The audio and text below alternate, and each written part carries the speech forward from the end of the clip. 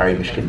I said that correctly, correct? Excellent. A man that needs no introduction, which is good because the introduction I wrote is back there on the table. Yes. Yes. He is a man of great talent and of great verb, and he will be regaling us tonight with stories, spoken word, and possibly music. Good. Yes, good. I didn't get that wrong. So, ladies and gentlemen, a great big story space welcome for Harry Mishkin right there. Big hand, ladies and gentlemen. Just not to blow any expectations, it's not just stories. I think spoken word and music, I'm involving my own thing. It's different. It's strange. I'm strange. You like it already?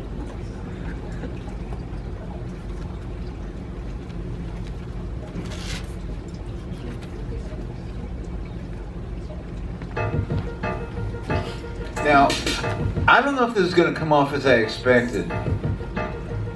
That's a strange line to start a show. But that's what the speaker was saying as he's standing on stage holding some kind of personal device, which I assume has his latest work on it. But beyond that, I have no idea what to expect. Because the output from this performer, it just spans genres and forms, music, poetry, fragments. I don't know what to expect, but I don't expect this. Torrents of possibilities, amorphous yet brimming with some kind of intrinsic meaning. Plumes of images emanating from some undefined time and place. I am being transported to that undefined time and place. I try to grab on to what's happening, but it's like trying to catch a ball by mental telepathy. I give up. I surrender to the moment. And deeper, the speaker and I are fusing. I am him, but displaced in time, preparing for the show, staring at a blank sheet of paper. But words start to emerge, like trespassers from the other side of I don't know what. And they're saying, it's a sea we're rising from, shaping the edges of the enveloping ethers by clinging to a syllabic scaffold, reaching for a handhold to rise above the horizon of that endless ocean. For we have seen the sun set over the body of water that gives us the life we now lead with such varied intention. We see a tree rising through dense foliage that blocks all but the strongest rays of the sun, raining down on this profusion of thought forms that are gathering the netherworld potential into a place to stand. The vision forms a personal imperative. Take that stand. Feel the immense power of the trunk reaching through the dense foliage with the sole intention of trying to reach the sun, to spread its leaves, to receive the sun. That was strange, but that's why I am strange. And this is story space, so I can't just do strange stuff. And in fact, there was a story in there. There was.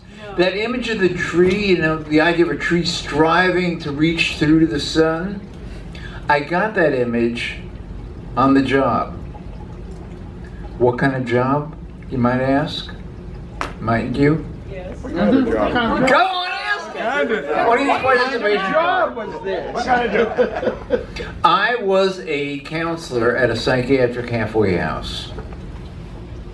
Now, okay, some backstory, because from the last times I was here, I left you with this movie of me as this wild and crazy guy, full denizen of the 60s, facing the bayonets at the Pentagon, getting tear gassed at the Democratic Convention in Chicago, hitching a ride from somebody that I still believe was Charlie Manson. Oh yeah. And then working my way to doing this completely free-form underground radio.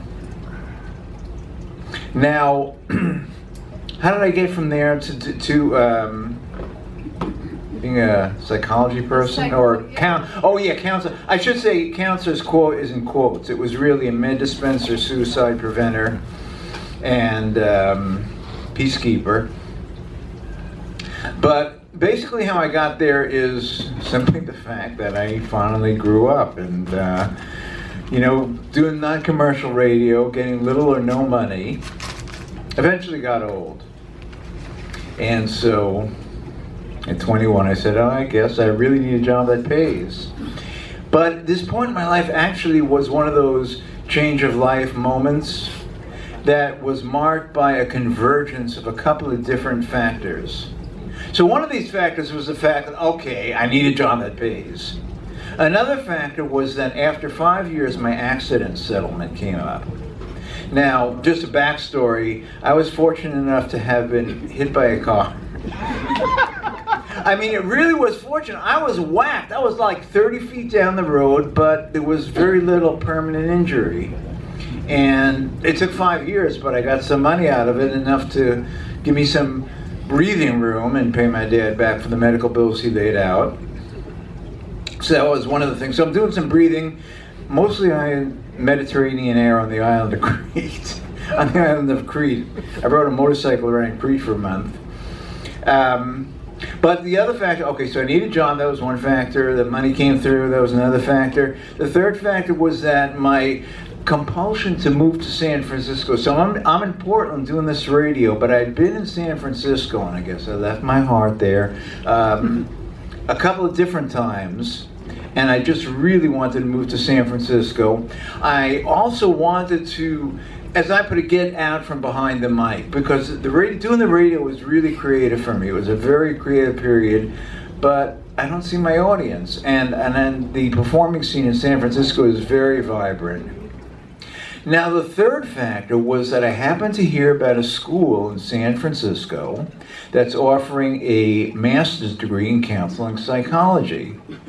Now, my interest in that school was not piqued by having once considered mental health as a profession, but it was piqued by the school. It was the California Institute of Asian Studies. What? Asian Studies? Psychology? Well, I had gotten, the way I describe it is I had gotten the bug for everything East. It started in high school with reading Alan Watts, The Taboo Against Knowing Who You Are, just getting some idea of like a completely different mindset that a very large part of the world has, that's just so different from our this, that, the other thing, gotta do, and it intrigued me. And then part of that bug was then developed through direct experience. I got my mantra, but actually, the transcendental meditation is just one form of meditation. So starting to experience, getting out of the this, that, the next thing mindset, the monkey mind, meditation was very powerful. I started doing yoga. And probably one of the most powerful experiences was the practice of Qigong. Now, Qigong grows out of the Taoist tradition, the same tradition that gave us Tai Chi and Kung Fu.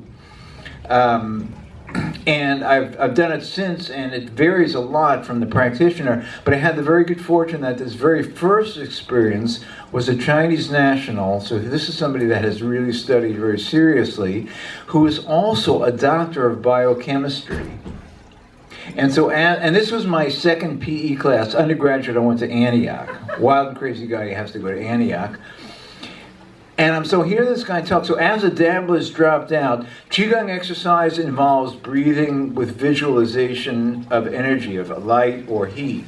And you're actually, so as the dabblers dropped out, this guy is telling us, yes, in Chinese you call Qi, in Japanese you call Ki, this is energy, this is real. Now, anybody else, you might be hearing this, okay, fluff. But I'm realizing this guy is a doctor of biochemistry. This is not fluff. And I knew after like an hour and a half of this class, I felt like I could jump through the ceiling. So something is going on here. So all these things converge. I just want to know more. And when I hear about this program, I want in. Okay, maybe I want to be a counselor, but I want in. So I get back from Crete and find out I still could apply, and applied and registered and got in and moved to San Francisco and hooked up with musicians. I eventually was very lucky to get in with a group called the Future Primitives, who were actually established a good profile for themselves, and the core of that was really talented musicians. I was very fortunate to get in with them. We played with poets, we played with dancers, and on a very good night, and we had venues, we played, and people came, but avant-garde music doesn't pay that well, and so on a very good night, we could all go buy burritos. Okay, so I gotta find a job.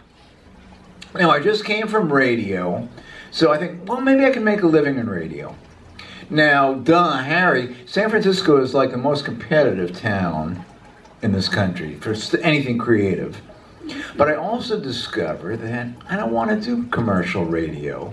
You know, I try for news positions, and to break into news, it's what they call rip and read. You know, you rip the copy off the AP wire, and you read it. Well, that's not exactly creative.